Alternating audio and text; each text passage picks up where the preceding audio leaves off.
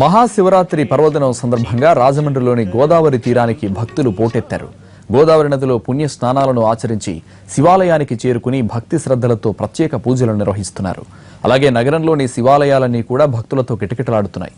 దీనికి సంబంధించిన మరింత సమాచారం మా ప్రతినిధులు శ్రీనివాసులు అందిస్తారు. శివరాత్రి పర్వదినం సందర్భంగా గోదావరిలోని స్నానఘట్టాలన్నీ కూడా భక్తులతో కిటకిటలాడుతున్నాయి. మొత్తం వివిధ ప్రాంతాల నుంచి వస్తున్న భక్తులందరూ కూడా ఇక్కడ గోదావరి నదిలో పుణ్యస్నానాలు ఆచరించడం జరుగుతున్నది. మన ప్రస్తుతం రాజమండ్రి పుష్కర్ ఘాట్ దగ్గర ఉన్నాము. ఈ పుష్కర్ ఘాట్ లో చూసినట్లయితే వేలాది మంది భక్తులు తెల్లవారుజామున 2 గంటల నుంచి కూడా ఇక్కడికి విచ్చేసి ఇక్కడ భక్తులు పుణ్యస్నానాలు ఆచరిస్తున్నారు. అలాగే ఇక్కడ స్నానాలు ఆచరించిన భక్తులందరూ కూడా ఇక్కడ తమ పితృదేవతల పేర్లతోటి ఇక్కడ దీపాలని వదులుతూ గోదావరి నదిలో దీపాలు వదలడంతో పాటు ఇక్కడ శివాలయాల్లోకి వెళ్ళి స్వామివారిని దర్శించుకోవడంతో అక్కడ శివాలయాల్లో కూడా భక్తులు ప్రత్యేక అభిషేకాలు కూడా నిర్వహించడం కూడా జరుగుతున్నది. ఇక్కడ చూసినట్లయితే మొత్తం తూర్పు గోదావరి జిల్లాలోని ప్రతి చోట కూడా శివాలయాలన్నీ కూడా భక్తులతో కిటకిటలాడుతూ ఆ భక్తులతో కిటకిటలాడటం కూడా జరుగుతున్నది. అయితే చూస్తున్నామా పంచనామ క్షేత్రాల్లో ఉన్న సామర్లకోట ద్రాక్షారామంలో కూడా భక్తులు బారులు తీరి నిలబడటం కూడా జరుగుతున్నది. ఇంకా కోటిపిల్లో కూడా ఇదే విధంగా సోమేశ్వర స్వామిని దర్శించుకోవడానికి అక్కడ గోదావరి నదిలో స్నానాలు ఆచరించి ఆ భక్తులు కూడా అక్కడ స్వామివారిని దర్శించుకోవడం జరుగుతుంది. ప్రతిరోజు కూడా ఇదే విధంగా ఈ ఉదయం నుంచి తెల్లవారుజాము నుంచే కూడా ఇదే విధంగా భక్తులు రద్దీ చాలా ఎక్కువగా ఉన్నది. దీన్ని పట్టించుకుని భక్తులకు ఎటువంటి అసౌకర్యం కలగకుండా ఉండే విధంగా ప్రత్యేక ఏర్పాట్లు కూడా చేయడం జరిగింది. ఎక్కడికక్కడ గోదావరిలోని నది లోతులోకి వెళ్ళకుండా వాళ్ళకి కేటాయించిన ఈ స్థలంలోనే స్నానాలు ఆచరించే విధంగా ఇక్కడ పడవలన్నీ కూడా అడ్డుపెట్టడం కూడా జరిగింది. దీంతో గజేతగాళ్ళం కూడా అక్కడ సిద్ధం చేసి గజేతగాళ్ళం కూడా ఏర్పాటు చేశారు. అడుగడుగునా కూడా పోలీసు బందోబస్తుని ఏర్పాటు చేసి ఎవరికి భక్తులకి అటువంటి అసౌకర్యం కలగకుండా భారీగా పోలీసు బందోబస్తు నిర్వహించి కట్టుదిట్టమైన ఏర్పాట్లు కూడా చేయడం జరిగింది. అయితే ఇక్కడ ఈ మహాశివరాత్రి పర్వదినం సందర్భంగా ఎటువంటి పూజా కార్యక్రమాలు ఆచరిస్తున్నారు, ఏ విధంగా మా భక్తులకి ఎటువంటి పుణ్యఫలం లభిస్తుంది అనేది ఇక్కడ మన దగ్గర ఉన్న పుష్కర్ ఘాట్ ప్రధాన అర్చకులు ఫణి శర్మ గారిని అడిగి తెలుసుకుందాం.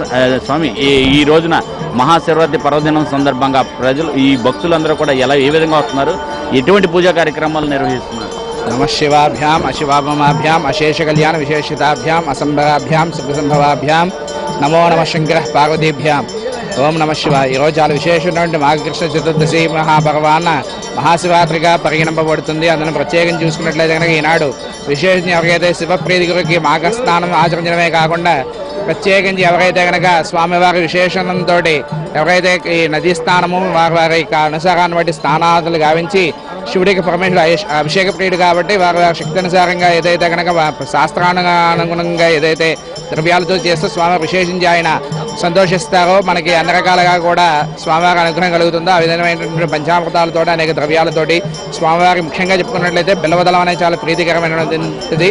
అందులోనే మాఘకృష్ణ చతుర్దశి నభోమాసరే ఇందువాసర ప్రదోషకాలే పూజాంజ ఏకబిల్వం శివార్పణం అని చెప్పేసి ఏదైతే మనకి శాస్త్ర ప్రకారంగా నానుడి ఉందో ఆ విధంగా స్వామివారికి ఏదైతే త్రిదళాలతోటి స్వామివారిని విశేష అభిషేకం కానీ పూజ కానీ చేసినట్లయితే వారి విశేషమైన ఏదైతే తెలిసి కానీ తెలియగాని పాపము తీసుకున్నటువంటి ఎవరైతే ఉన్నారో పాపక్షయాన్ని కలగడమే కాకుండా వారి శివానుగ్రహాన్ని కూడా పొందడం జరుగుతుందన్నమాట. ఈ రోజంతా కూడా ఉపవాస దీక్షలు ఉండి సాయంత్రం జాగారం చేయడం అటువంటి కార్యక్రమాలు నిర్వహించడం ఏ విధంగా చేస్తారు? మనకి చూసుకున్నట్లయితే కనుక మాఘకృష్ణ చతుర్దశి నాడు ఈ బ్రాహ్మీ ముహూర్త కాలం ఉదయం 1 గంట నుండి అందులోని ఈ రోజు 12 గంటలకి లింగోద్భవ కాలం జరుగుతూ ఉంటుంది. ఈనాడు ఎవరైతే కనుక స్వామివారిని విశేష అభిషేకం చేసుకున్న వారు ఉంటారో వారంతా కూడా ఉపవాసం చేసుకుని వారు ఏదైతే కనుక స్వామివారి అనుగ్రహంతో శివానుగ్రహం కోరి చేస్తారో వారి శక్తి అనుసారంగా చేసుకుని శివ కళ్యాణోత్సవం అని చెప్పి ప్రతి శివాలయంలో కూడా ఈ కళ్యాణోత్సవాలు జరుగుతాయి. విశేషం శివ కళ్యాణోత్సవం చేసుకున్న తర్వాత స్వామివారి జాగరణ చేసుకున్నట్లయితే కనుక లింగోద్భవ కాలం 12 గంటల సమయం తర్వాత ఏర్పడడం జరుగుతుంది. కాబట్టి ఆ లింగోద్భవ కాలం స్వామివారిని దర్శించుకున్నట్లయితే కనుక మనకి విశేషమైన ఫలితాలు లభిస్తాయి. ఏదైతే కనుక తప్పకుండా చేయవలసింది ఏమిటంటే లింగోద్భవ కాలంలో స్వామివారిని దర్శించడమే కాకుండా అన్ని రకాలుగా కూడా ఈప్సితాలన్నీ కూడా నెరవేరుతాయని చెప్పడం జరుగుతుంది. ఈ తూర్పుగోదావరి జిల్లాలో ప్రధానంగా ఏ దేవాలయాల దగ్గర ఎక్కువగా రద్దీగా ఉంటుంది, ఎటువంటి ఎక్కడ ప్రత్యేకంగా అభిషేకాలు కానీ ఈ రోజు ఎటువంటి మన క్షేత్రాలు చూసుకున్నట్లయితే కనుక మనకి తూర్పుగోదావరి జిల్లాలో చూసుకుంటే ద్రాక్షారామం పంచారామాల నుండి సామరగూడ అమరావతి ఇందులో భీమారామము ఏదైతే క్షీరామ